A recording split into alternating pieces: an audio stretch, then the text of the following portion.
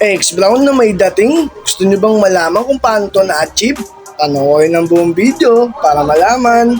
Ito ang proseso na hindi pwede mawala sa ating gagawing pagpipintura. Ilihain natin siya ng 150 grit hanggang 800 grit. Tapos naman nating lihain, lupugan natin siya ng UCY 113 para may base color na tayo mga kasamurayan. Bukod sa primer, may base color na.